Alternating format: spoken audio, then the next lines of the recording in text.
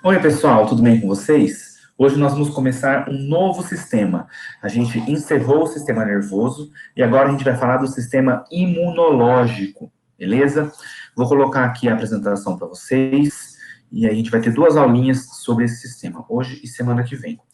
Vou colocar a apresentação do jeito que vocês já estão acostumados. Vamos lá.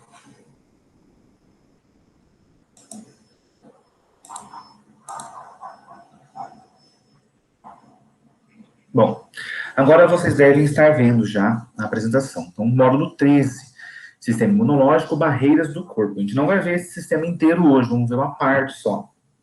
Então, vamos ver que barreiras são essas. Mas antes de a gente falar do sistema imunológico, vamos falar do porquê a gente precisa ter um sistema desse. Esse sistema, ele é responsável pela defesa do corpo. Defesa do quê? Do que o nosso corpo precisa se defender? Nosso corpo já funciona tão bem, direitinho, bonitinho. O que pode atacar o nosso corpo? Alguns micro-organismos. E micro-organismos, gente, tem em todo lugar. Tem no ar, tem na água, tem no solo, tem na nossa casa, tem na casa dos outros, tem no hospital, tem na loja, tem na rua. Todos os lugares têm micro-organismos. Muito difícil ter um lugar na superfície do planeta que não tenha nenhum micro-organismo. Só que acontece, esses micro-organismos, eles podem ser de vida livre, ou seja, eles podem estar vivendo ali livremente no lugar e não vão fazer nem bem nem mal para o ser humano. Não vai fazer diferença nenhuma para a nossa vida aquele micro-organismo estar lá. Tem alguns micro-organismos que são bons para o nosso corpo. Tem alguns que vivem dentro do nosso corpo e que são necessários. Tem algumas bactérias, por exemplo, que vivem lá no nosso intestino e que ajudam a gente a aproveitar alguns tipos de nutrientes. Mas tem aqueles que são os mais famosos, que são os que a gente mais fala, porque eles podem trazer um prejuízo para a nossa vida. Bem, que são os patógenos ou agentes patogênicos. E aqui, gente, patógeno, patogênico não tem nada a ver com pato, tá bom? Com a ave, com o bicho. Esse pato, pessoal, vem lá do grego, se eu não me engano, que quer dizer doença. Bem, então são os causadores de doenças.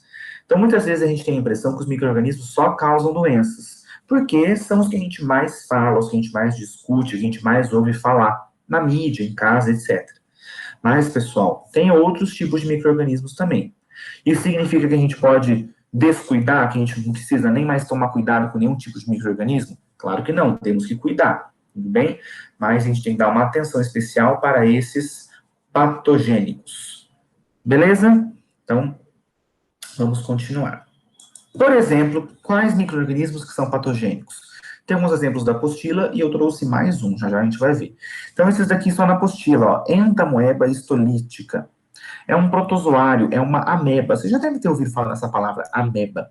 Tem muitas amebas que são de vida livre, elas vivem na água, em rios e lagos, mas algumas podem causar doenças, e doenças muito sérias como essa, a desinteria amebiana, que pode até levar à morte, se em casos de crianças, tudo bem?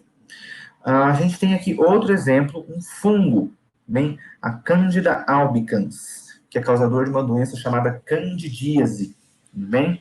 Então, os fungos também podem causar doenças. Então, nós temos protozoários, fungos, e aqui temos uma bactéria, que é a Escherichia coli.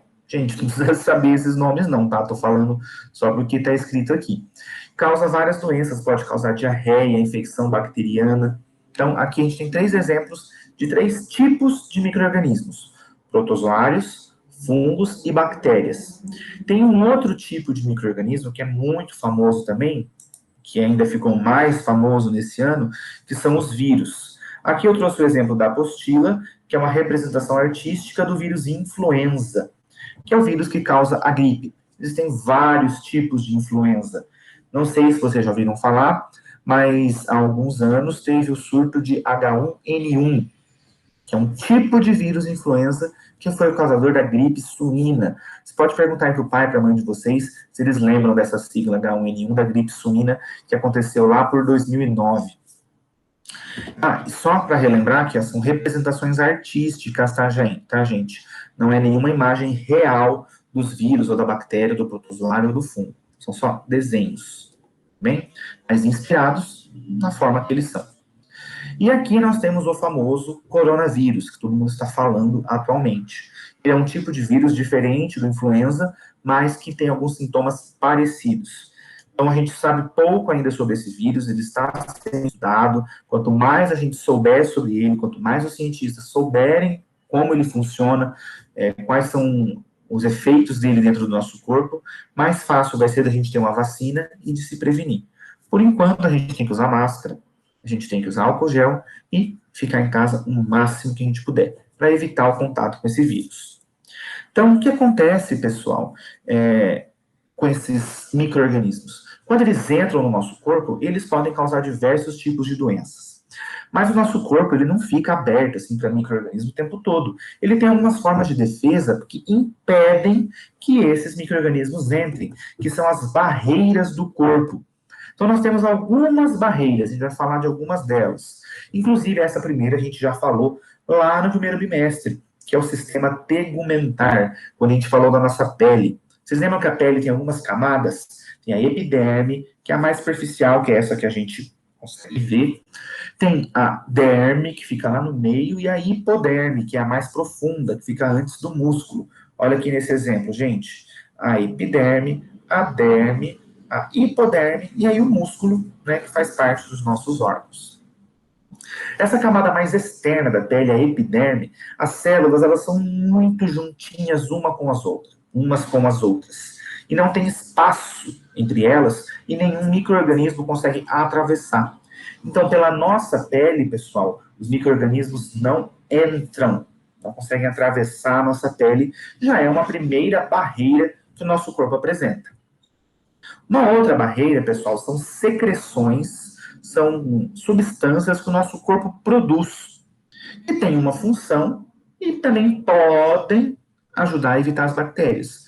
Um exemplo é a saliva produzida pelo sistema digestório, lá nas glândulas salivares. Olha aqui na imagem, gente, nós temos glândulas que ficam aqui na nossa bochecha, tudo bem? Tem glândulas que ficam aqui no comecinho do pescoço e tem glândulas que ficam embaixo da língua, tudo bem? Essas glândulas produzem saliva, e a saliva tem muitas funções na digestão. Ajuda a umedecer o alimento, facilita a mastigação, permite que a gente sinta os sabores, já começa a fazer a digestão e também mata algumas bactérias. Então, alguns tipos de bactérias que podem estar contaminando contaminando os nossos alimentos, né, vão ser mortas ali na boca mesmo, pela saliva. Então, um tipo de secreção que o nosso corpo produz que ajuda a matar micro-organismos e impedir a entrada deles no corpo. Um outro exemplo é o nosso sistema respiratório. Não sei se vocês lembram quando a gente falou desse sistema, mas ele sempre produz um muco. Esse muco é uma melequinha, uma água, só que mais gelatinosa. O muco a gente consegue observar bastante ele quando a gente está gripado ou quando alguma pessoa tem rinite e o nariz escorre, é porque está produzindo muito muco. Normalmente a gente produz pouquinho, ele não escorre, ele fica lá dentro do nosso sistema. O que acontece? Pode ser que tenha micro-organismos no ar. Quando a gente inspira, o ar entra e os micro-organismos entram juntos. Pode ser, pessoal, que alguns desses micro-organismos fiquem grudados no muco, porque ele é todo pegajoso. E aí, isso vai fazer com que ele não chegue até os pulmões e não vai causar nenhum problema no nosso corpo. Então, o muco vai funcionar como um filtro, não vai deixar essas substâncias perigosas, como os micro-organismos, entrarem no nosso sistema respiratório. E caso alguma coisa entre que pode fazer mal, nós temos o espirro e a tosse, que também são barreiras, né, que evitam que alguma coisa entre no nosso corpo. Quando a gente engasga, ou quando entra alguma poeira, alguma coisa que pode fazer mal para o nosso corpo, a gente espirra ou tosse para tentar eliminar aquilo do nosso corpo. Beleza? E tem mais um tipo de secreção, né? Então, a gente já viu a secreção da saliva. O muco também é um tipo de secreção que o nosso corpo produz, que evita aí a entrada de micro-organismos. E, por último, a secreção é a lágrima. Então, a lágrima ela também é capaz de matar algumas bactérias. A lágrima, gente, ela serve para lubrificar o nosso olho. Se a gente fica muito tempo com o olho aberto, arregalado, o nosso olho começa a secar. Vocês podem reparar que o olho começa a doer. Então, o nosso olho ele não pode ficar ressecado, ele sempre tem que estar umedecido. E a lágrima que faz isso. Então, quando a gente pisca, a gente espalha a lágrima pelo nosso olho e ele fica úmido. Então, a gente produz lágrima o tempo todo. Quando a gente chora, a gente produz mais lágrimas e aí elas escorrem. Daí que a gente consegue ver a gente chorando. Mas olha aqui, pessoal, as glândulas lacrimais, elas ficam aqui na parte de fora do olho, perto da sobrancelha. Elas produzem a lágrima e ela se espalha pelo nosso olho. Depois, pessoal, essa lágrima, ela tem sempre lágrima sendo produzida e lágrima sendo retirada, para não ter aquele excesso. Tudo bem? Essa lágrima fica guardada aqui nesse saco lacrimal, aqui já foi usada, e depois ela vai para a nossa garganta e a gente engole. Tudo bem? As lágrimas que o nosso corpo já usou. E na lágrima tem uma substância que mata bactérias. Então, para evitar que essas bactérias façam algum mal para os nossos olhos. Tudo bem? Mas, gente, essas barreiras funcionam sempre? Não. Por exemplo, a saliva mata todas as bactérias? Não. O muco consegue segurar todos os micro-organismos? Não.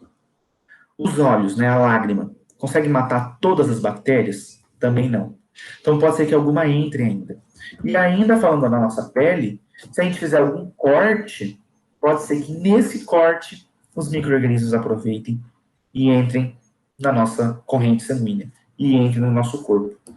E aí quando os micro-organismos entram, o que acontece? Se as barreiras não funcionam, o sistema imunológico entra em ação para combater de vez esses invasores. Agora a gente vai falar desse sistema, como ele funciona exatamente, na nossa próxima aula. Tudo bem? A tarefa, pessoal, muito simples, o em casa 1 e 2 da página 349. Então, um pouquinho a tarefa aí, 2 exercícios, a gente vai corrigir no próximo Tira Dúvidas. Se vocês, deixa eu só encerrar aqui. Então, gente, se vocês ficaram com alguma dúvida, se não entenderam alguma coisa, se querem saber mais sobre mais algum assunto desse sistema, pode colocar aqui nos comentários, eu vou responder, ou você pode anotar aí no cantinho da sua apostila para eu responder no próximo Tira Dúvidas.